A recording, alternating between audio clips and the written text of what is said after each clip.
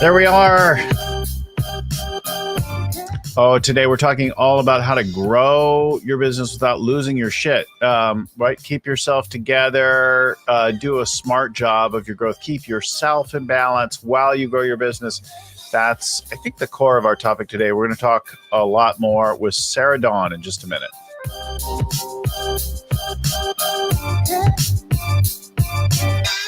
Hi again, everyone. Welcome to the Scaling Up Business Podcast. I'm your host and scaling coach, Bill Gallagher. So we do shows like this 3 times a week. We've got a show on growth with a guru about the experience of an entrepreneur in developing their leadership, a tip from something that happened with one of our clients, all that and more at scalingcoach.com. We're approaching our 300th episode now. So anything that you want to know about growing your business, people, strategy, execution, cash, leadership, who you have to be in the face of everything to get your business right and to navigate the journey. And that's the topic of today. So I want to welcome to the show Sarah Dawn. Sarah is in Scottsdale, Phoenix, Scottsdale area, and joins us today. She has deep experience as an entrepreneur, as an attorney. She comes from a remarkable background. She's endured some substantial hardships herself in navigating all of this. And she's going to share not only some of that personal experience, but also kind of the work that she's done with clients and how it's evolved into the business coaching that she does today. Share some interesting insights with us. Welcome to the show, Sarah. Bill, thanks so much for having me on. So you tell us actually about your background. You have an interesting story, and before you started doing this kind of business coaching consulting work, you worked as an attorney for a while. So talk to us about the evolution. I'm guessing it started as a child or something. Actually, it did.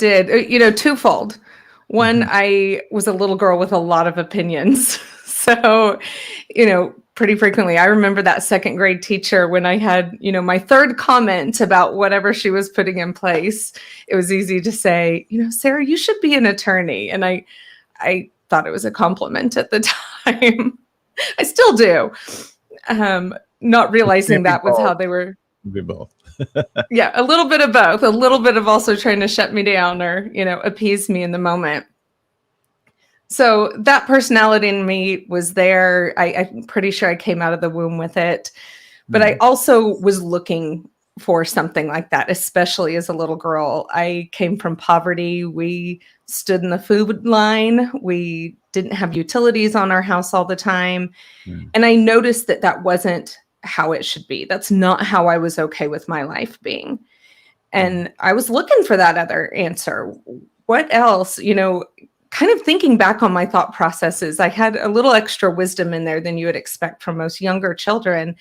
And I wanted something else. And when I would hear the attorney comment, you know, my friends whose parents were attorneys, they had food on the table. They drove rich people cars like Lexus. And I really latched onto that early, but it definitely stemmed from, I'm going to create anything out of my life other than what I have right now. I'm not doing this forever. There were some specific times. I remember my mom sitting, you know, probably a little older, about 12 years old, but coming in late at night. I should have already been in bed. And my mom sitting on the stairs crying, you know, kitchen's dark. And I come in and I remember telling her, like, we're not doing this anymore. I'm not doing this anymore. This can't be how it is. And that was the attitude I took into everything. I put myself through college, put myself through law school.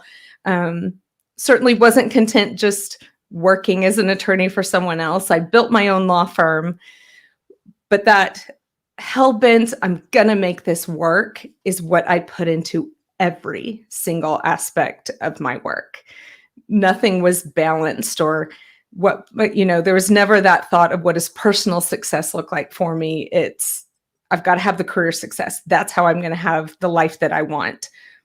But I didn't really know what that life looked like other than, you know, having utilities and food. What was the lifestyle I really dreamed of? So I worked, and that's all I did. I had a family, I had a husband, I had kids, but I just worked until my body finally said, you're not doing this anymore. Um, for me, slow learner, not going to act like one quick thing happened. I was like, oh, look, it's all better now. I went through a year that I had walking pneumonia 5 times.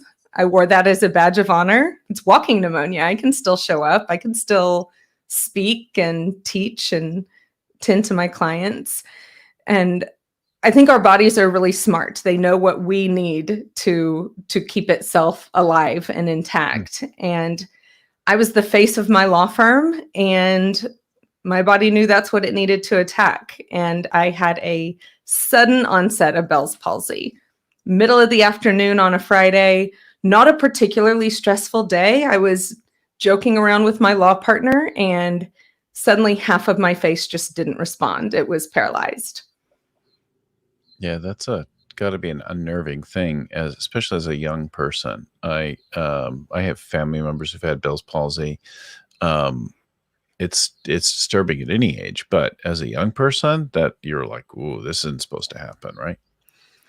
Yeah, and I thought I was having a stroke. I went to the emergency room thinking I had a stroke, and in my work pulling out of the work habits that I had to come to grips with the fact that at 33, 34 years old, it seemed very logical that I might be having a stroke. Like that was something I had to go, okay, what am I doing in my life and career that seems like a logical thing that would have happened to me? And, fortunately it was only Bell's palsy, but man, that's rough. And all you can do is get introspective, because my mouth wouldn't even form the F words that I wanted to say with all the frustration that it felt from that. So what happened after that? What'd you do with that experience? Like I said, slow learner. I spent a few months coming up with all the reasons that it wasn't stress induced. That confirmation bias. Google will tell you whatever you want to hear. But also at the same time started looking into naturopathic remedies, seeing practitioners, seeing mentors to help me get my body back where it needed to be. And dang it, they were there to help me get my lifestyle where it needed to be too. And that was one of the things they pointed out to me is, why do you feel like that would be normal, that you would have a stroke at your age? Right. Okay, well, it's not. What else are you doing? How's this working for you? Yeah. And that was kind of the short game in that first year, is realizing this isn't going to work for me, and it's not going to work for me long term. And the long game in the couple of years to follow was completely replanting everything about my career. I had to look at what parts of my practice did I need to delegate, or the people that were already on my team, need to let them shine with it and quit trying to keep everything on my own plate. What part of my business needs to just go? What isn't even for me anymore? It ended up replanting me geographically. I was in North Texas. I'm in Scottsdale now. There was a lot that flowed from that let me see I can still do this career, or parts of this career that I love, and I don't have to do all of it. That's not what makes me successful. Doing what I'm really good at is what makes me successful. And I had worked with small business clients throughout my legal practice. And that's the part that I realized. I would sit down with them and we'd go through their LLC documents or their contracts, and be like, okay, here's this is what you need to do. Check the box. I can let that out in my sleep. And then I wanted to talk about the meat of it. What do you want this business to be? What do you want your life to look at as you grow this business? And I realized I don't have to be a lawyer in everything I do. I can do that too. And I can actually make some really great impacts from both the legal clients I've worked with and that experience and my own experience. Yeah, interesting. So you learned some things about yourself, and then you started leaning into the more. Did you just became a lawyer who did some coaching, or consulting. How did you navigate the transition in doing that? What was the first experience like? Yeah, I suppose I'm still kind of navigating it and will be for forever to come. Yeah, it started out a lawyer that started doing some coaching. It's funny how things work, that the few legal clients that I was like, this is going to freak them out. They're going to think this is weird. I'm going to block them from like my social media, not let them see that I'm doing this as well. They called me out so quick. They found it. They called me out, and I got a phone call literally within minutes and said, "Why can't I see your social media stuff?" Oh, And they were the first people. They were the first transition clients that said, "No, this is big. This is huge. We're really using this. We want to hire you for this." And that's where I realized, okay, all right, that's what I needed. That this isn't my secret little side project. This is actually something really powerful that I can make some great impact with, and I can go all the way with it and just keep narrowing. I think, and this is what I advise my clients to do. You've never arrived. I've never arrived at this is exactly what I'm doing, and I'm never going to do anything else. You know, as my coaching business has grown, I do less and less legal work. I've made some great contacts to refer that stuff out. I say no to things that when I first get the call, I'm like, oh, the money's good, but I don't want to do that. I don't do it. I don't care about that money anymore. And that's powerful. So maybe without embarrassing anyone or breaking any agreements or confidentiality, tell us about some of the client experiences. You've dealt with some people who are control freaks, who are stuck in certain ways of doing things. Talk to us, share some of those with us, because I think it reveals your way of looking at the business. For sure. I have really kind of narrowed down these 5 perfect personality types, and who knows, maybe we'll add to it, but everyone I've worked with so far, myself included, falls into these 5 personality types on why you're overworking in your business. You don't have the life balance that you need, and it's stopping you from scaling. It's stopping you from growing, but it's also making your life kind of miserable. And I love that you said control freak, because that's one of them. And my shining star that I think of is it was a professional services company, pretty good sized company, but still had owner operators in there. And the owner operator, you know, she would have to reschedule our meetings and, you know, or cut us short or wasn't mentally there. And I'm like, what you doing? What you working on? And some of it was typical owner operator stuff. Plenty of it was things that I would say, why on earth is that still on your plate? Why would you be doing that? You have 100 employees. Why is this on your plate? And she said, well, I can't find a strong executive assistant. I've looked, I've hired, I've tried people. I just can't find anybody strong. I said, okay, well, with all love, you're probably not the easiest person to work for. So let's look into that. What's going on? And what she was doing, I don't care how strong the executive assistant was, what she was doing is managing every single task. You know, and the control freak says, and I'm sure plenty of people listening to this podcast are going to be like, oh, the control freak says, if I don't do it myself, it won't get done right. So she would give stuff to her executive assistant, very perfectly fine delegating tasks. And then she would want to double check every single step of the way that the person had done. Mm-hmm. And she would want to make adjustments to every single way that her assistant had done each thing. And she just thought that was the right way of doing it. It didn't mean her assistant was wrong in the way the tasks were completed. It just could have been done a little bit better. So every little step got remanaged. Mm-hmm. By the end of it, this person had no confidence in any task that they could complete. They walked on eggshells, not because this person was challenging personality-wise. She was actually a really awesome leader as far as how she approached her team. But they didn't feel confident in their ability to complete anything without changes. So everything stayed on her plate, no matter how much she delegated it. That takes time to change those habits, because it's, well, what if they make a mistake? Oh, yeah, they're going to make a mistake. You've got to be okay with that. I have yet to have a neurosurgeon client. I say this all the time. I've yet to have a neurosurgeon client. Your mistake's not going to kill anybody. It's fine. Let it be. Have set meeting times that we'll review everything. Once a week, we're going to review everything, but not every little step. Yeah. And then that person learns to shine. They learn to see the results you want. Manage the results, not the tasks. They learn the results you want. And then it's measurable. They've either completed or it's not.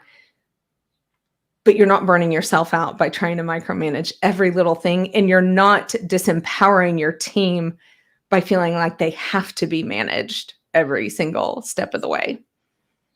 So how did that one go? What did you do to reduce their micromanaging and that all that business? And how is it? I'm sure it's a work in progress, but work in progress.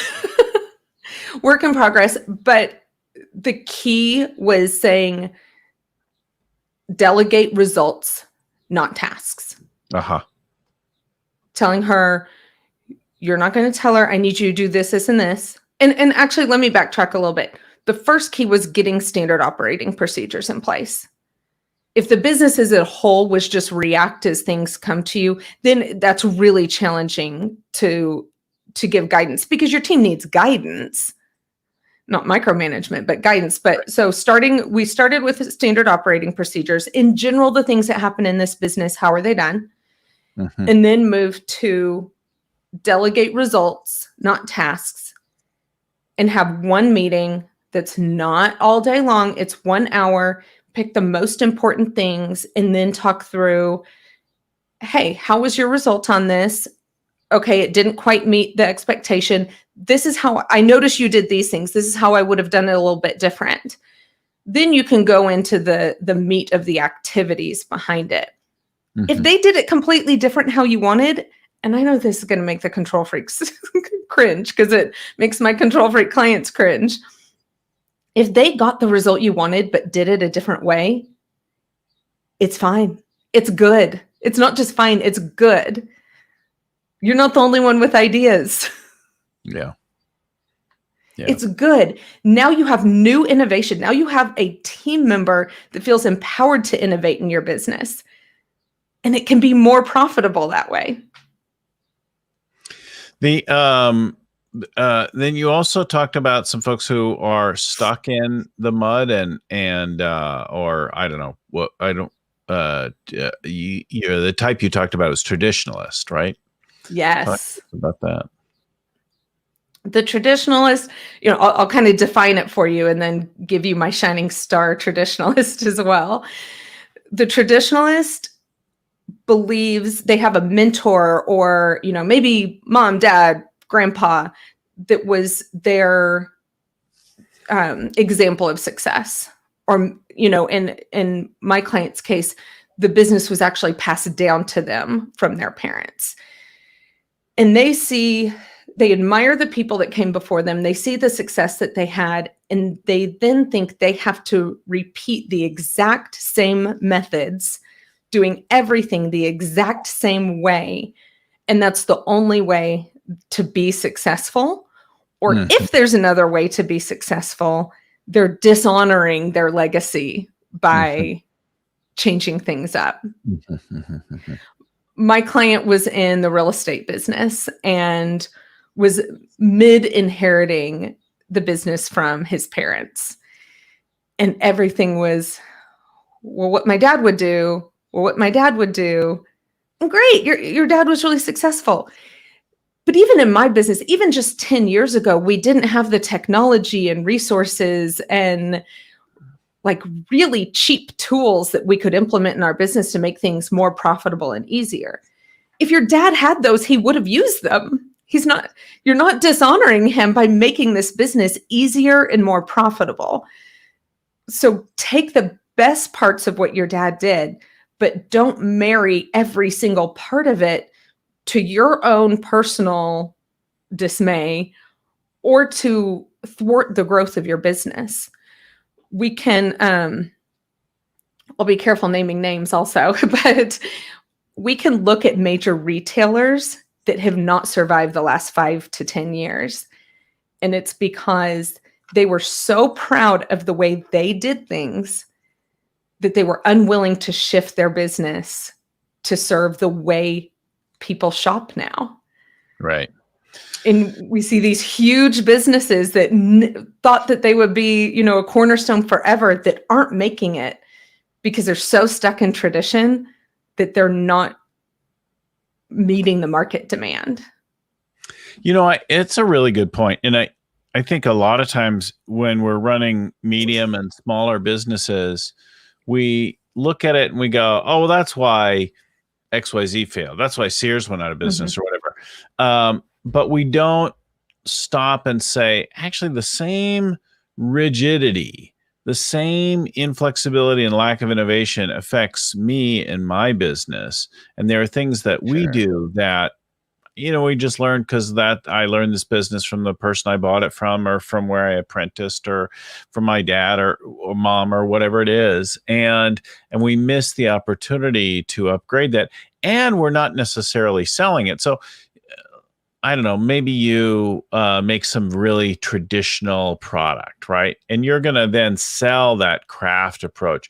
Oh, we make the olive oil in this way with all these steps. And so you're going to charge an ultra premium process for the fact that it never goes through some stainless steel barrel or, Right. that kind of thing. But for the most part, we're not doing that, right? We're just doing things in dated ways because nobody's challenged it in our industry, right? Yeah. And the key word I hear from clients that I know, I said the key word with the control freak was, if I want it done right, I got to do it myself. The key word I hear from the traditionalist is, well, we just love adding that personal touch. Is this a personal touch that your clients give a crap about? They probably don't. And you actually might be making your client's life less convenient. I've worked with salons that say, well, we just like the personal touch that the client calls to make an appointment. Your client doesn't want to have to call to make an appointment. They want to get on an app at 2:00 in the morning when they remembered that they needed their nails done and schedule an appointment that works for them. They don't want the extra tasks. So your personal touch is losing you clientele because you're making it inconvenient for them. This wasn't my client. Oh, go ahead. The woman who cuts my hair today has an app kind of thing like that. And if as it happens often, she actually is pretty proactive. When she finishes cutting me, she's like, okay, do you want to schedule your next cut? And she knows that it's about 6 weeks for me. So she'll say, okay, 6 weeks out is this date. What do you got? And she'll put it in. But every now and then we've had to cancel it or something like that. And I can just text her and say, hey, I can't go Friday. You got anything this weekend, or can we do it sooner or whatever? And she'll do it all via text. I don't want to call and wait till normal hours to call or anything like that. And I don't even care if she responds immediately. I just don't want to have to deal with it in any, I don't want to put that much effort into it, nor necessarily. That's how buyers work now. Right? Yeah.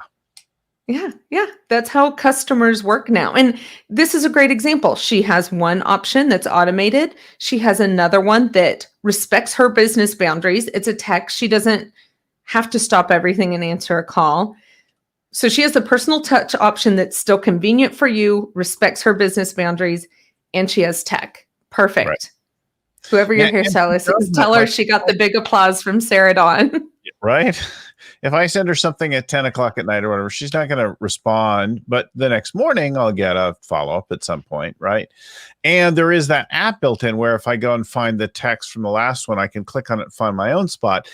Except in my case, it's often like, okay, none of those spots work. Can you do anything else for me? And of course she can, just by asking. So it's really great. Exactly. Right? And then sometimes it's something that's not even customer facing. That's just, pardon the words, but it's just a dumb thing to add. This wasn't my client, but it's somebody I heard from, I heard it firsthand story that it was like a sauce company, like a hot sauce or barbecue sauce, something like that. And the owner operator, even though, like you said, that's what made me think of it. Like you said, some companies, they have the whole part of their brand is that it hasn't gone through a machine. Fine. There's other people. But this owner operator, the creator of the sauce, insisted he had to personally be the one to put the lid on every bottle. That's ridiculous. No, you don't. Nobody is going to buy or not buy your sauce because you personally screwed every lid on the bottle. What that meant to him is he hadn't taken a vacation since his business opened. Because somebody had to put the lids on the bottle, and it absolutely couldn't be anyone but him. Your customer doesn't care about that. You're burning yourself out on ceremony, and it's not scalable. No. What if a major retailer picks up your sauce? You have to tell them no, because your hands can't screw 7 or 1,000 bottles in a day. Like, no. It's funny. So I hear a story like that, and I can see how it evolves, and somebody gets invested in it, but they don't do that thing that you learn, like if you ever do improv or learn brainstorming, that kind of thing, and that's the yes and something, right? So, be like, okay, we're known for this personal touch, and we can say every bottle is finished by the owner or whatever. But what if you just said every bottle is finished by a master craftsman? And then you could just certify a whole bunch of employees as master craftsmen who could all spin those bottles closed at any hour, day. Yeah. Right? Exactly. A little bit and keep the spirit of it, or if it even matters. The other thing you might want to do is just check if that is the aspect that matters, right? Is this actually a part of your brand that matters? Right. And I think the reason this continues is because the business owner just does what they know. This guy knows how to make sauce. That's his key. He didn't take a break from sauce making and go to business school, which, I don't know that business school would help that much, but, train himself as a business owner. And that's each one. These craftsmen, the hairstylist, the salon owner, the graphic designer, they are experts at their field. When would they have learned how to turn this into a scalable business? And that's also the gap in the market that I saw when I said, I need to step out and be helping these people. Mm-hmm. I was an attorney. I didn't know any business owners. We were on welfare. I had to learn the hard way through a lot of pain, and then hiring my own consultants to teach me what I needed to know. And I'm like, we need more of that, because each of these people then sit back in shame. When they've burned out, they sit back in shame and kind of put their head down and are embarrassed to say, yeah, but I didn't know this business stuff. Of course you didn't. When would you have learned it? That's not shameful, but you're at a place that you can't scale. Your business can't make any more money because it's dependent on the number of hours you work or the number of widgets you turn. And you're hating life. This passion project is a huge pain in your life now because you're burning yourself out. And there's some pretty simple in theory, some work in application, things to do to realize, are you the control freak? Are you the traditionalist? Realize your belief patterns behind these actions to then make some shifts and change your business where it can become what you dreamed it would be when you first started the whole thing. So we're going to talk about some of the other personality types that you identify and deal with. But before we do that, let me just underscore that some of the things you're talking about, they sound right now in this conversation pretty small business, small craft people. But I have personally coached leaders of companies 200, 300 million, 500 million, one 500 million, valued over $1 billion, with some of these issues going on, right? And absolutely. And although you might hear these as particularly small ones, I don't care what size business you are, they're human leadership traits. And we all make them at any stage, right? I've seen leaders of multi-billion-dollar companies be control freaks, right? We see them in the news sometimes. So you've got five. We'll touch on these 5 personality types in just a second. How did you come up with these? Are these your personal ones? Did you combine them from some other things? Is this your observation? It feels like they could be mixed a couple of different ways. So before we talk about what they actually are, maybe share with us how you identify them.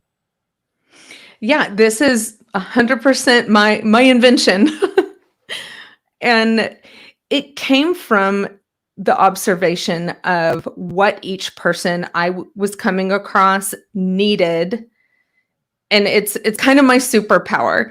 I've always been able to look at somebody and, they'll be lamenting about whatever their pain is. And I can pick a handful of words out and say, oh, this is what it is.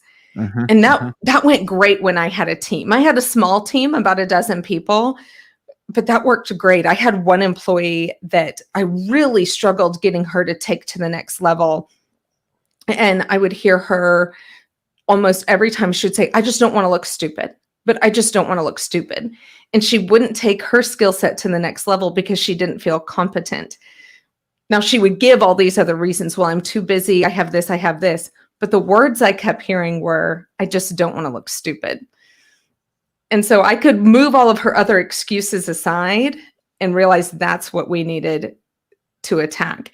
And that's what I've done with my clients in developing these 5 personality types, is I've heard their words behind their reasons.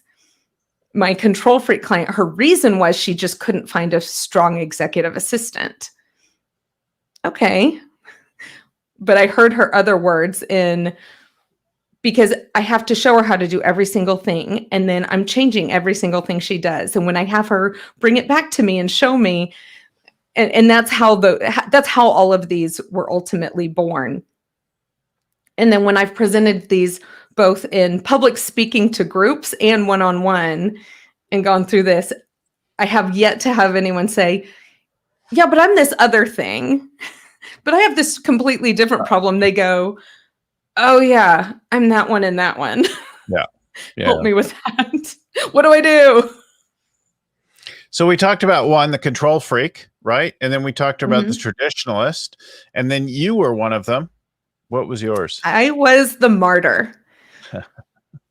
The martyr says, no pain, no gain.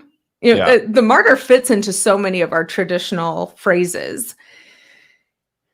The martyr says you have to earn your way to success.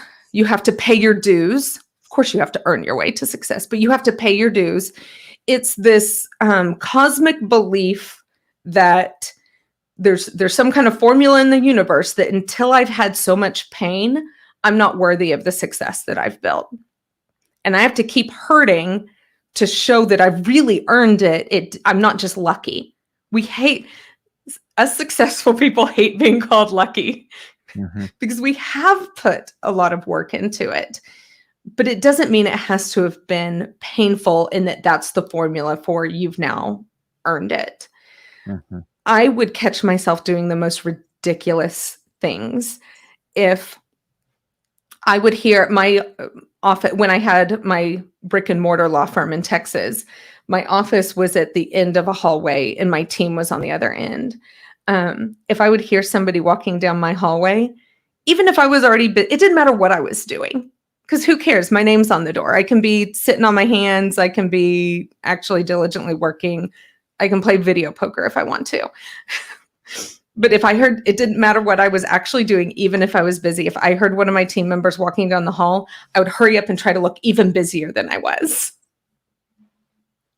Why? But I'm not the only one. Yeah.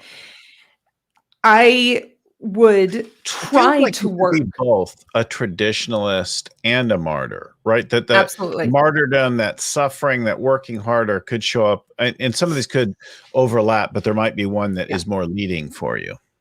Yeah. And I don't think any of us they're not exclusive of each other. Yeah. And I think that traditionalist a lot of times can be like you said, the reason for the martyrdom. my grandpa gave his whole life away to build his business. Who am I to just sit back and make it easy? Mm-hmm. Mm-hmm. But I would catch myself, like I said, I had a law partner, and I would catch myself trying to make sure I worked more hours than him. And he came from a much more wealthy family, a much better upbringing than I had. And if I'm honest, I thought, well, yeah, he naturally belongs here, but I don't. So I have to prove my worth here. Mm-hmm. Mm-hmm. And that's tough, right? Mm-hmm. But you hear it repeated among business owners that, especially people that came from less privilege or, a rougher background, or that, that first kid in the line to actually be able to support themselves financially.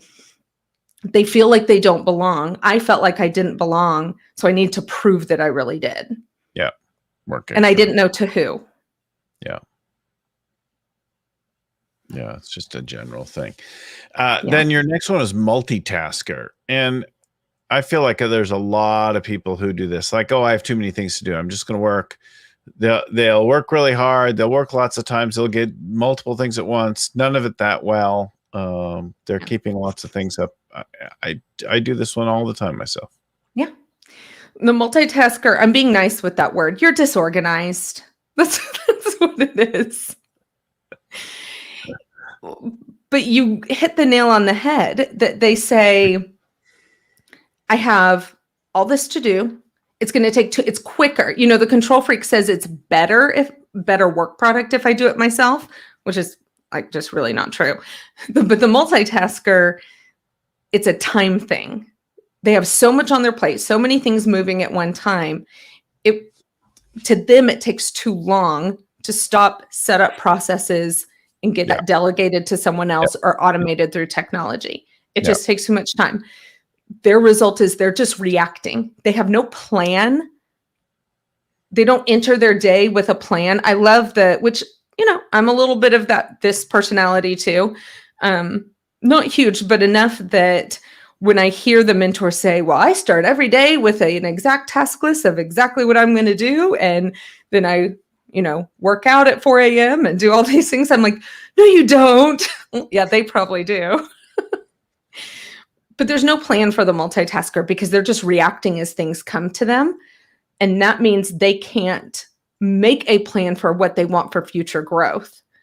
And they can't get systems put in place to really maximize their profits because they're just in response mode.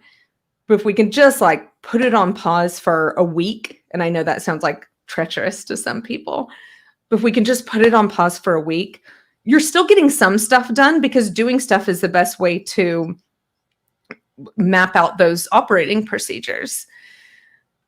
But you're mapping it while you're doing. So I said I do this one sometimes, and I would say I probably would always do this forever and screw things up if it weren't for some of the regular routines that we've put in. So I finished a quarter, I did my review of the quarter.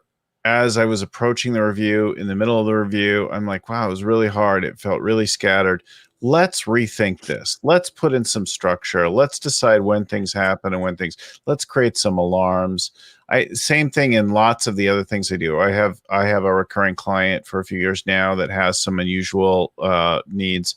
And every quarter I've got some specific things to do with them that are a little different than others. And so now I just have in the reminders of when I need to do what. And I don't worry the rest of the time, like, oh, what am I going to do with that? I just know that there's an appropriate reminder in there that tells me when I need to start this. So I'm like, I know, okay, I haven't begun that work for them now. And it's probably coming up soon, but I don't have to stress because it's out there. So then and you have that reminder much more organized and much more focused because I stopped the usual multitasking and then put in stuff, but only with some periodic reminders, right? To stop and create structures and things like that, and to debrief, which is built into the way that we work, probably similar to what you and others do with people, where we stop, we do a little review, we build in some process checklists, that kind of thing, so we don't make the same mistake again. Yeah. I have every one of my clients set up with a monthly business review.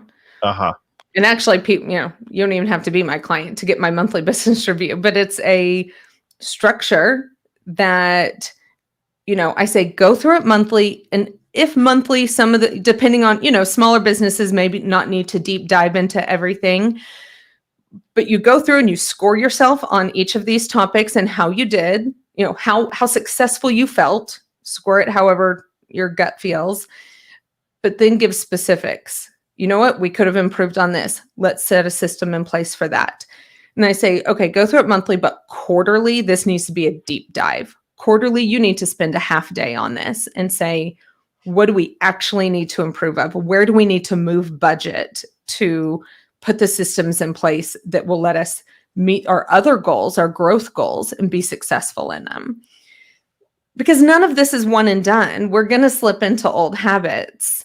Right. But like you said, and having those reminders are so golden, because not only are you now a little bit more organized with those clients, but your heart rate isn't spiking as many times each day.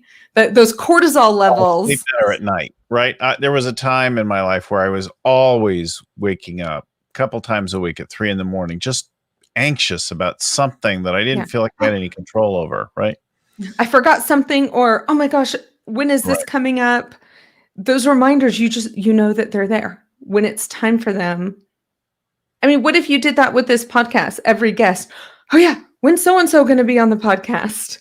I don't think about it at all. Have I asked them the question? No, you have a system. Our producer gets it set up. We have a system. I know what to do. It's going to be great.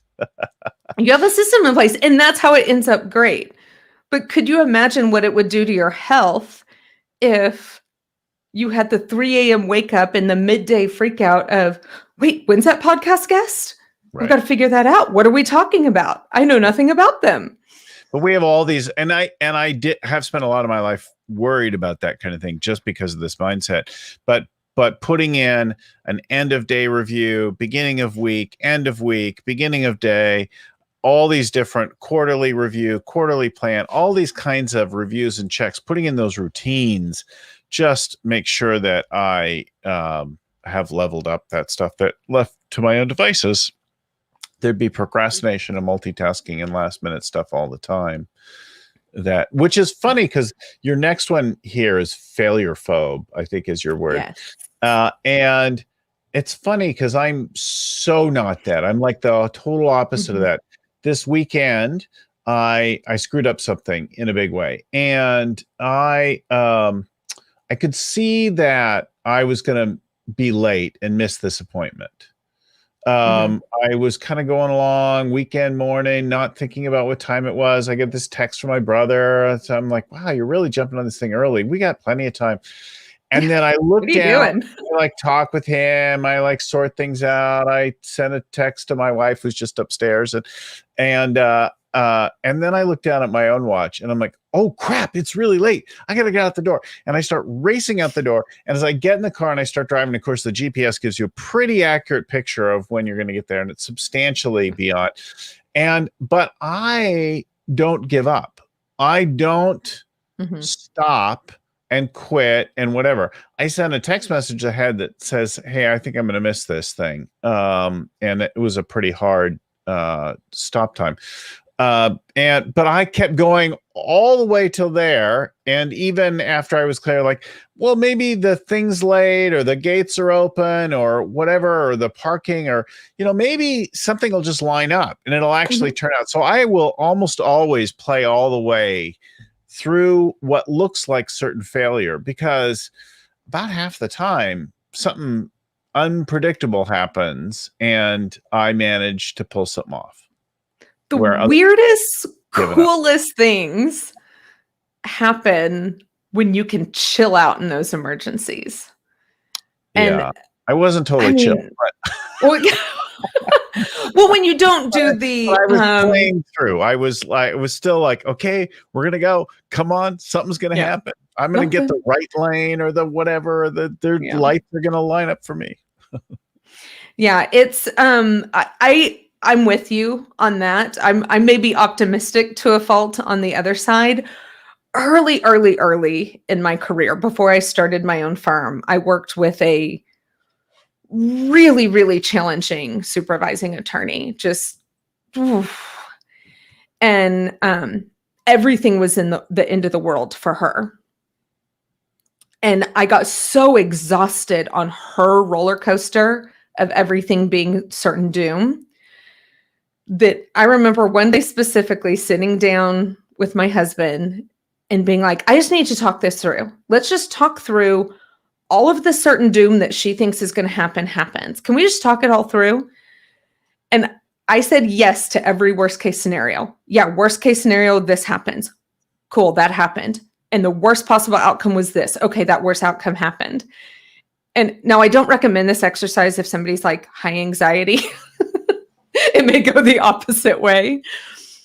But for me, I needed to live in that worst case scenario for a few minutes and be like, okay, I lived. So at the end of my story in this session, I had lost my law license, we were bankrupt, and we had to live off of my husband's salary. Mm-hmm. Okay. Not the life I want to set up, but like, okay. Survivable. I knew I knew worst case scenario of every possible thing was survivable, and I could quit responding like that. And this failurephobe, what they do to thwart their own success also is even when nothing's wrong, even when they haven't missed any deadlines, they don't trust the ship that they built. Mm-hmm. I can think of a life coach that I've worked with that she had a pretty cool program that was getting really awesome results for her clients. Mm-hmm. And she's just rowing, just rowing. Because if she stopped, the whole thing was going to sink. Yeah. And so every time she had this really cool launch or a new offering for her clients that went really well, she didn't have the patience to fulfill all those promises because she was so busy trying to figure out what the next thing was. Because if she just sits in the success of this launch, everything's going to come crashing down around her. Mm-hmm. And she made some really weird leadership mistakes and some really weird branding and marketing mistakes, just trying to hurry up and do something next. Mm-hmm. It's like, okay, not on brand, and we're getting weird. So let's stop being so afraid that this ship is going to sink and trust that if you've come to this level of success, you have something cool to offer. Let's get strategic with it rather than just spinning. I don't tend to be that doom and gloom, and I tend to think optimistic, sometimes too optimistic and rosy. And I notice that some of the people, though, that I work with are very anxious and have some kind of active anxiety pattern. And for those people, it doesn't always work in quite the same way. Like for me, I'm, I was facing a possible bankruptcy once many years ago, and I had a friend say to me, "Listen, there's no debtor's prison.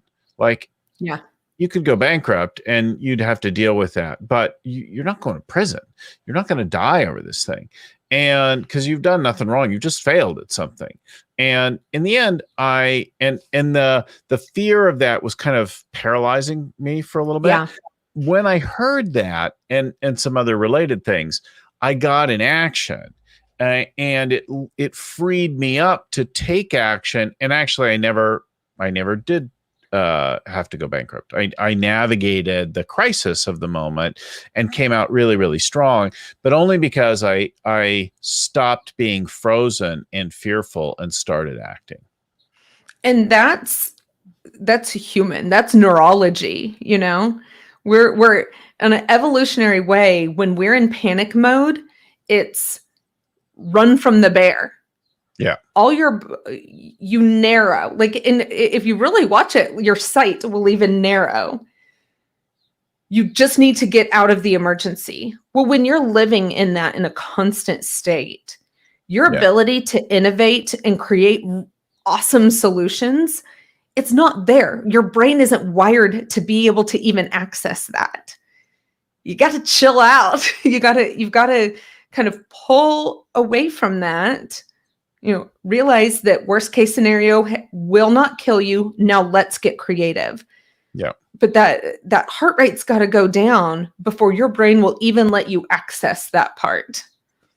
Totally. So let's recap a few things before we run out of time. You've covered up so many things and shared so many stories at this point, but the business, right? Whatever size business you're in, it does come down to the leader and leaders in the business and how they operate. And it isn't just you doing everything, turning the knobs and dials, pulling the levers, screwing on the caps of your business, right? You've got to get if it's going to grow, if it's going to be significant, there's a whole bunch of things to do.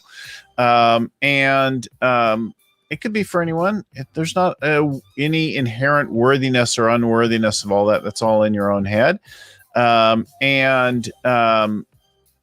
It's going to take a lot of people to do stuff, right? And there's systems and approaches to do.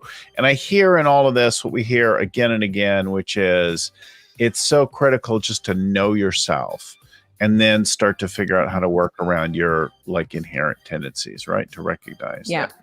Absolutely. Did I capture it wrong? Is that? Nope, you got it. You got it. Folks, if you want more information about her work, sarahdawnconsulting.com. We'll throw it up on the crawl here, right, as we go across on the screen. And it'll be in the show notes if you're listening to the audio of the show, sarahdawnconsulting.com. And like that. Thanks, Sarah, so much for coming on the show today and sharing a little bit about your work and your clients with us. Thanks. It was a great talk. I appreciate you having me. Thanks. All right. And big thanks to Lucy Summers there in the background, queuing up things, getting our crawls and things, our guests prepped and scheduled, and our shows put out every week. If the show helped you, let somebody else know about it as well. If you like it, that's cool. If you give us a review, that's even cooler. If you subscribe, it's cool for you. You get them every week. You don't miss any of them. And if you want to drop us a note, send an email to info@scalingcoach.com, info@scalingcoach.com. If you subscribe on our website, you'll get some extras and that kind of thing versus wherever you get them, your YouTube and iTunes, etc. I want to give also a big thanks to Vern Harnish, author and creator of the Scaling Up Framework, and to Albert Burge at Podfly Productions, who edits the audio for our show. Our show notes are written up by Ann Cadena and proofread by Tim McGowan. Thanks again, everyone. Keep scaling up. Talk to you next time.